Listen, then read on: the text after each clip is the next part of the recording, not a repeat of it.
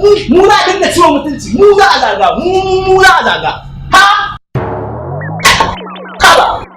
A ce wai ɗan ƙaramar dabba, a ce ƙaramar dabba ta fito a gagara kama ta. Ha? Mu muna garin nan, billahi da ba za mu ba haka ta dinga faruwa ba. A ce zaki ya fito waya a ce waya an kasa kama shi.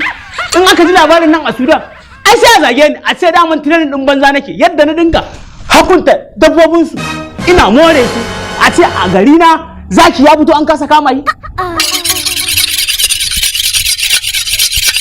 Baba, lafiya kuma na ganka da makami? Faruku ba dole ganin da makamai ba, gidan zuza ne. Ka je ka yi me? Zaki ne aka basa saboda tsabar shashanci ya fito. Aka kasa kama shi.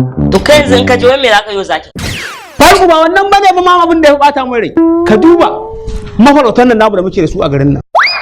Yau ka ji wannan ya fito ya ce ya kamo giwa, wannan ka ji ya ce ya kamo ɗauna, wannan ka ji ya ce ya kamo kada, wannan ka ji ya ce ya kamo damusa, wannan ya kamo maciji, wannan ya kamo kobra. Kai akwai wanda ya ce fa ina macijin nan mai haɗe mutane ya kama irin su sun kai miliyan. Amma da ya ji labarin zaki ya fito daga gidansa ma sai da ya ƙara kwado, sai da aka yi 48 hours in ke bai gifta ta yankin da zakin yake ba.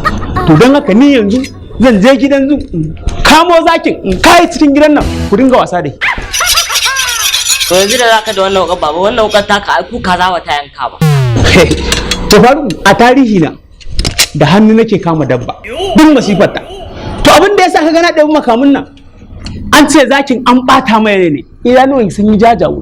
To yi yasa ka ganni da makamai, kaga ina zuwa ina mai bai su ma kawai ratohi a wuya in kai cikin gidan nan ku dinga wasa da kai barka ji. Sanda na zauna a Sudan faru shekara ta 60 ina aiki a gidan zu, ni ne chief, ni ne commander, ni ne discipline master na animal. Duk bala'in dabba ni ne nan nake hakunta ta. Kaga da Musa kura idan suka yi laifi ina higa kejin su, daman daga sun ganni sun yi laifi haka za su ban bayan su haka in higa da bulala ta haka in sa bulala in zane su, daga nan ba za su ƙara laifi ba. Shi yasa daga dabba ta yi laifi ana ce mata ga alejo ne, har daga dabba tana hawaye saboda banda mutunci. To don haka yanzu zan je gidan zu din in ɗauko zakin in kawo cikin gidan nan ku dinga wasa da shi. In ka je ka ga damu sama ka haɗu min da ita. Harin nan mahaifi na hauka. Magana kake? A kankara ba da musa ba, hannun cikin gidan nan da aka muku su dukkan su faru ku dinga wasa da su. Yakko ta sai na dawo.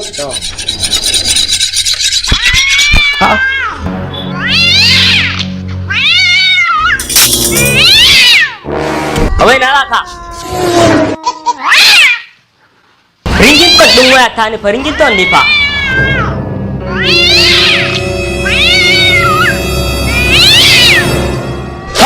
Kukan kangaru nake ji a gurin nan.